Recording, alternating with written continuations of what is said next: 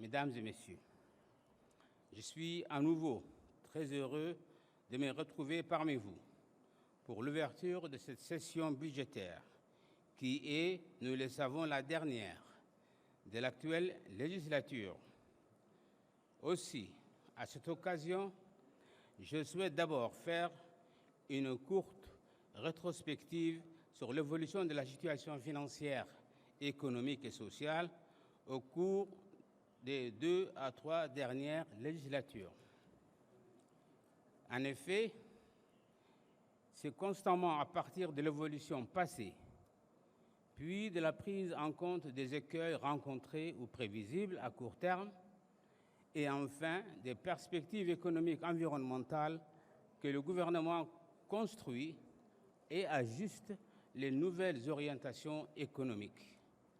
Ceci est fait en gardant toujours comme objectif final la vision 2035 que le président de la République a définie pour la République de Djibouti. Pour mesurer l'avancement de la situation économique, le gouvernement utilise plusieurs indicateurs de performance. Mais l'indicateur macroéconomique qui traduit le mieux l'évolution de la richesse globale du pays est le produit intérieur brut, le PIB.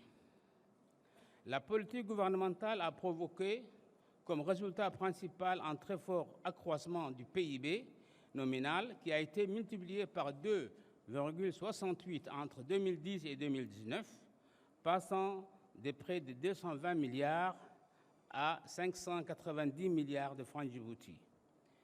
Mais plus remarquable encore, cette politique a eu aussi pour effet une forte augmentation du PIB réel, donc corrigé de l'inflation ou de la déflation, qui a été multiplié sur cette même période par plus de 2,5 pour atteindre en 2019 environ 550 milliards de francs djibouti.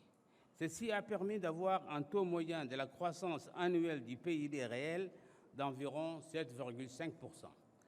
Cette croissance du PIB réel a été nettement supérieure à l'augmentation de la population pendant cette même période qui a été d'un peu plus de 20%. De ce fait, la richesse moyenne par habitant s'est fortement accrue chaque année.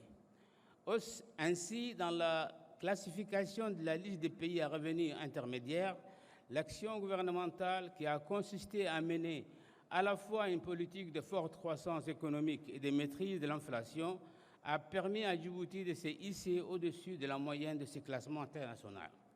Cet accroissement de la richesse nationale par habitant est par conséquent en premier lieu de l'importance des investissements que le gouvernement a réalisés. En effet, sur cette même durée, le niveau d'investissement annuel a été élevé en moyenne de l'ordre de 30% environ du PIB réel. Ceci a entraîné que sur cet intervalle 2010-2019, le total des investissements a été de l'ordre de 1 100 milliards de francs djibouti, dont près de 2 tiers proviennent de la mobilisation des ressources extérieures.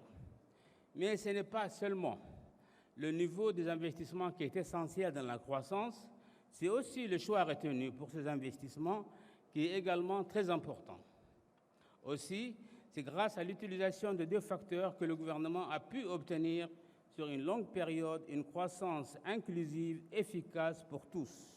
Mesdames et Messieurs, le 4e grand secteur, mais celui non directement productif, à ceux que j'ai cités auparavant et pour lesquels le gouvernement a décidé d'effectuer d'importants investissements pendant cette période 2010-2019, est celui des ressources humaines.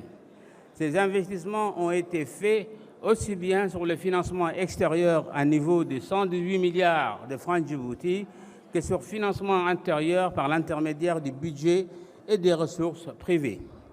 Le capital humain est la véritable richesse nationale pour le gouvernement. C'est l'objectif final prioritaire. Tout est fait pour le bien-être et le développement des Djibouti et des Djiboutiens.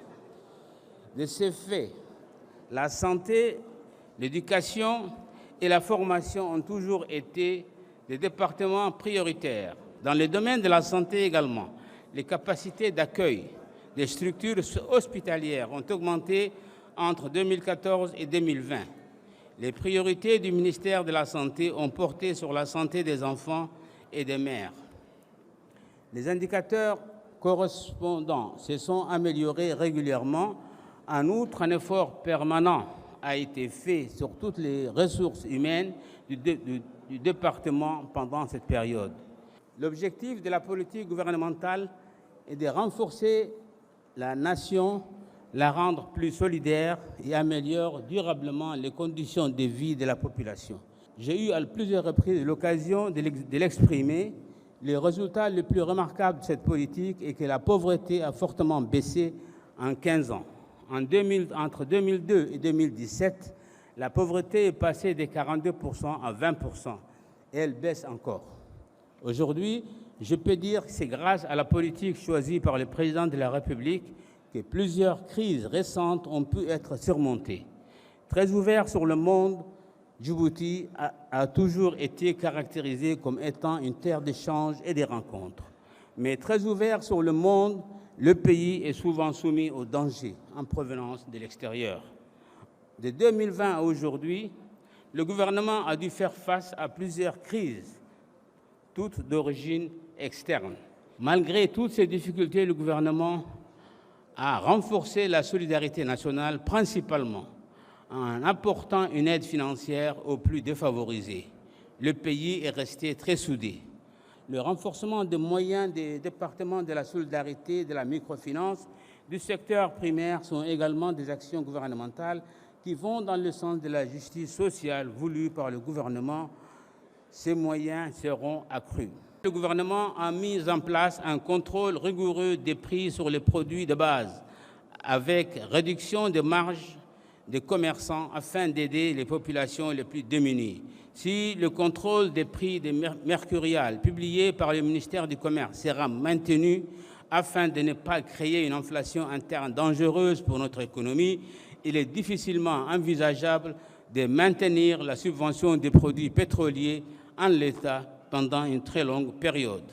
En effet, ces pertes de recettes sont estimées en année pleine à 1/4 milliard de francs Djibouti. La croissance du PIB réel en 2022 est désormais prévue autour de 3,6%, en baisse par rapport à l'année précédente. Mais le gouvernement, pendant toutes ces années de crise économique, a réussi à maintenir la cohésion sociale de la nation. L'élection présidentielle de l'année dernière a été un moment fort de cette volonté du peuple djiboutien de rester uni et solidaire, loin de l'implication dans tous les affrontements survenus dans le monde. Mesdames et messieurs, malgré cette période de crise exogène survenue entre 2020 et 2022, le peuple djiboutien est ressorti plus fort, plus uni de toutes ces épreuves. Il peut donc envisager l'avenir avec optimisme. Certes, le gouvernement restera très vigilant sur des points pendant la période 2023-2024. Le contrôle de l'inflation et le renforcement de l'aide aux populations les plus défavorisées pour réduire encore les inégalités et aider les plus faibles. Mais les perspectives meilleures pour l'avenir sont réelles et donc l'optimisme est fondé. Le gouvernement va relancer les investissements principaux moteurs de la croissance. Ceci sera fait autour des grands projets de développement comme la réalisation de la nouvelle zone portuaire industrielle de Damirjoug, où est prévu le terminal gazier de l'Éthiopie et l'implantation de nombreuses unités de transformation industrielle aux alentours. Les travaux y ont repris avec vigueur. La mise en œuvre du port de Doralé d'une plateforme d'exportation des produits pétroliers vers le Sud-Soudan. L'édification du grand hôpital général de la CNSS, qui sera le nouveau fer de lance du secteur de la santé. La construction de milliers de logements sociaux par le gouvernement et de nombreux programmes d'habitation pour le secteur privé pour les différentes couches de la population. La réalisation d'une voie express sur la route nationale 1 par un partenariat public-privé. Le doublement de l'alimentation électrique à partir de l'Éthiopie, la construction de nouvelles centrales thermiques et la mise en œuvre de programmes de production d'énergie renouvelable, la construction d'un centre urbain financier, culturel et administratif sur l'ancienne zone franche et portuaire, la modernisation de la gestion et l'augmentation des investissements dans les télécommunications, notamment par la privatisation partielle de GIP Telecom et l'implication de fonds souverains, l'engagement de la seconde phase de l'usine de dessalement de l'eau de mer, la poursuite des travaux d'assainissement de la ville de Djibouti, enfin, le fort développement des technologies de l'information, des communications et l'expansion de la connectivité et de la numérisation.